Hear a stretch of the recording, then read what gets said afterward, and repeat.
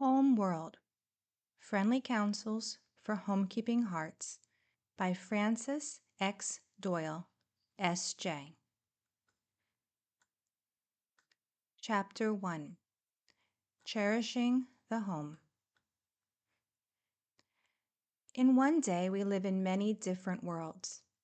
There is the home world of the morning hours before we bundle off to work. There is the street world and the trolley world that we mingle with on our way to work. And during the day, there is the long, hard world of work, work, work. Then there is the returning round of these worlds, but in an opposite direction, thank God, and ending in the world of home and comfort, happiness and rest. This repetition of home, work, home, varied by a little good amusement, a week or two of vacation in the summer months, periodical holidays like Christmas and Easter, forms our life. This is true no matter what our work may be, and it is good once in a while to look into the various worlds that form our daily life and see what we are doing in them. This multitude of worlds in the short space of one day is an impressive thing. It astounds you when you think about it. For we enter and remain a short time in each world, mingle with its respective inhabitants, exert a conscious or unconscious influence on each dweller there, and go out of it leaving it better or worse for the moment we lived in it. The silent influence of good or bad example has been the powerful weapon wherewith we assaulted our neighbor. After all, it is about our influence in the little worlds that make up our daily round that we shall be questioned on the last day.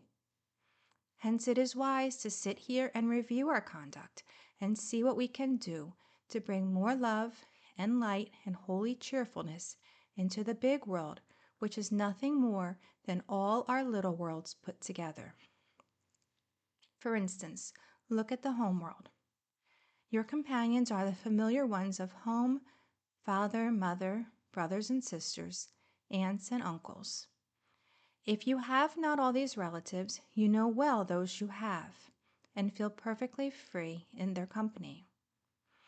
There is an intimacy here which you will not experience in any other small world of the day, for no world is like this world of home. Its companions, atmosphere, resources, and happiness surpass by far those of any world except that of heaven.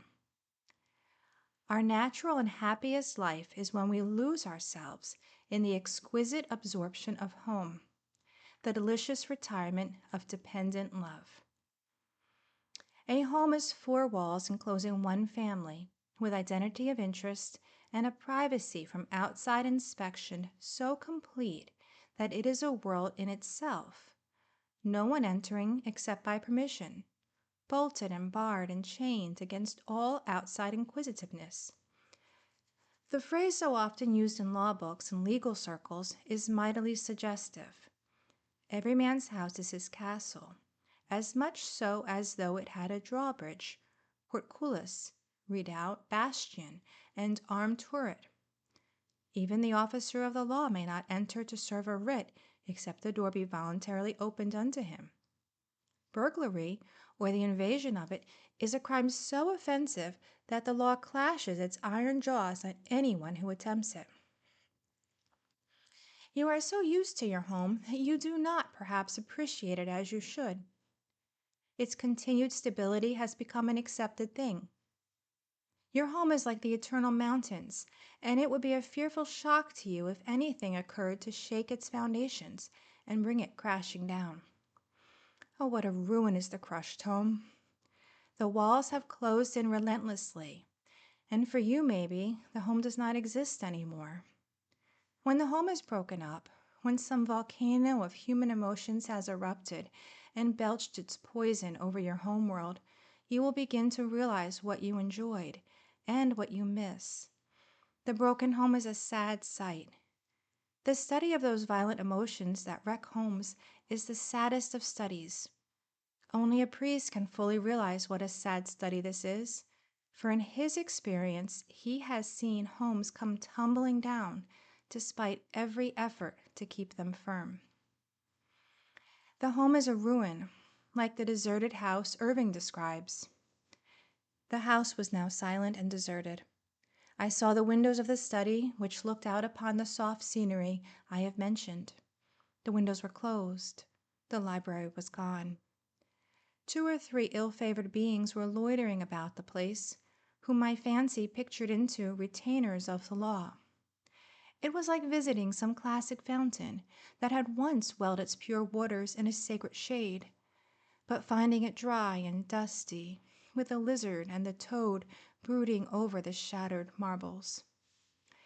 If in your present homeworld you can in any way, even by great sacrifices, prevent the spread of the poisonous emotions, never hesitate to do it. The future will repay you by happiness. God will repay you by His graces. Have you ever seen a home wrecked by jealousy or stubbornness on the part of the wife or the husband?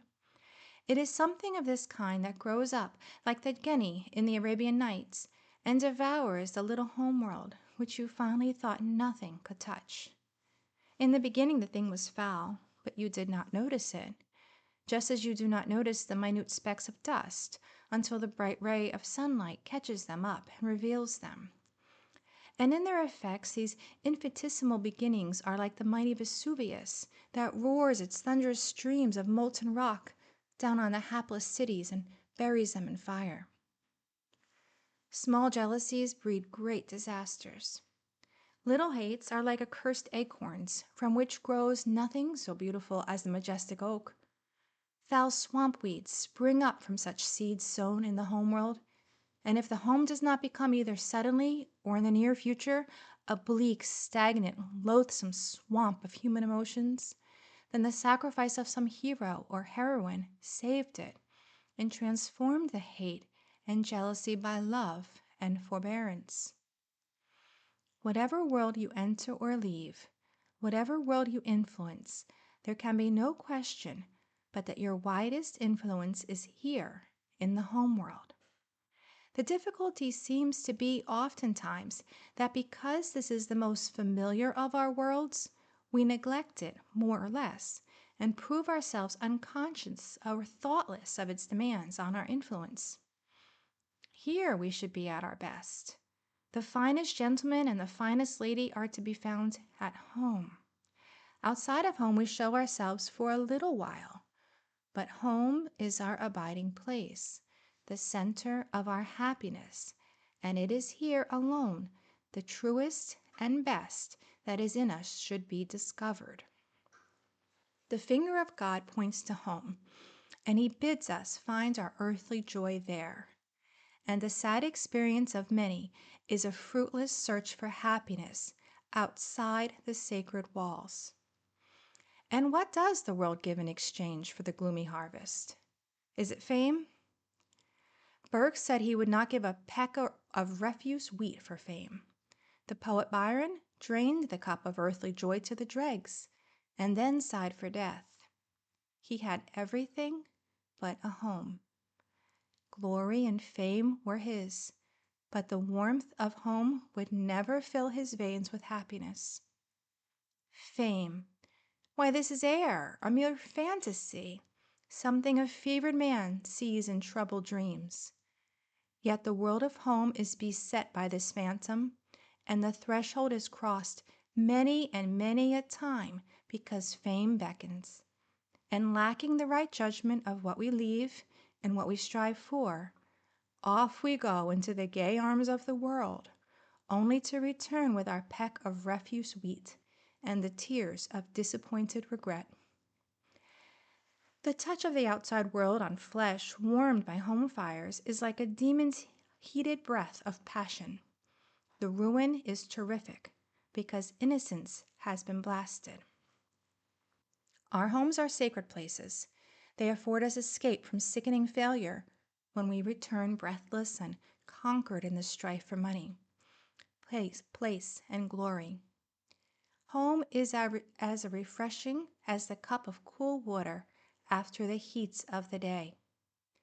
It is our solace when the world has opened its huge maw and swallowed our peace. Faith in Christ is the rock we cling to when the world grows stormy, and this faith is calm, serene, and strong in the home. How many prodigals have returned to the beloved walls with a sense of amazement and wonder that they could ever have left them so easily, so eagerly. The doors of home open outwards with slow, creaking, and noisy protest, but with gladness do they swing inward like embracing arms. A rich soil will grow as thick a crop of weeds as of wheat. And the difference is in sowing and cultivating, the time and labor and amount of self-sacrifice in keeping out the weed and helping the wheat to grow its golden grains. Now, the rich soil of the home is this soil of self-sacrifice, and the harvest is more golden than wheat. How often have you seen some good, self-sacrificing girl save the home from ruin after the mother had died? She slaved for the younger children, sacrificed her youth to hard work, her beauty to nights with the needle and hours over the cooking range, and perhaps in the end became an old maid for her charity. She never had time for wooing. Her life was the worker's life. The burden was on her slim shoulders. And if the children today know what the influence of home means, she is responsible, and hers is the reward. There must be a special place set apart in heaven for those faithful, self-sacrificing women who raise the children of other mothers at the hard price of never having children of their own. What would become of many families if all the old maid aunts had not sacrificed themselves on the stone of selfless devotion? How often have you seen some young boy, just growing into manhood, take on his shoulders the support of the family when the father was snatched away suddenly, and when the distracted mother hardly cared where the next meal was to come from? The other children were too young to realize the seriousness of their loss. They drew their chairs up to the dining table as usual. There had to be bread, and the young boy earned it. Perhaps he gave up an education to hold that home together. If then he does not know how to spell correctly, if he does not use the choicest language in his conversation, do not consider him a bore, an uncouth fellow, not worth knowing. In God's sight he is a hero, and your opinion, while it may hurt his feelings, will not change the eternal decrees one whit. It is you who are foolish to condemn a fellow man or woman without knowledge of the circumstances that went to mold his life. This is the real influence to be exerted in homeworlds. This is real charity. Self-sacrifice like this can hold back the tide of many destroying floods and keep the home safe. This is one of the finest things in the world, and you can see the fineness and beauty of it very often in the clear, brave eye of the girl and boy making the sacrifice. Without such heroism, many a home would be a barn, and without it the mansion of marble may as well be the swamplands where crows call their mournful cries. The whole human race is but one large family, and Eden was the cradle. The world is its home. The Father in heaven is at once the guardian, the lawmaker, and the reward. But self-sacrifice has been demanded of lonely men and brave women ever since the race was born. Woman must always be up and doing and agonizing over the children of men. And if her smile is music and her voice a song, the theme of the harmony is sacrifice. Think how wonderful must have been the first long ray of pure white light as it went leaping in its splendor across the gloomy dark of primal chaos. Yet this beauty was only material, and the beauty of self-sacrifice is greater. This beam of light pierces the worldly chaos of today and illumines souls. Its reach is limitless, and its beams are cheering comfort. Where self-sacrifice is, There the home is truly cherished. This is the first ruddy home fire, and it should never grow dull or chill for want of fuel.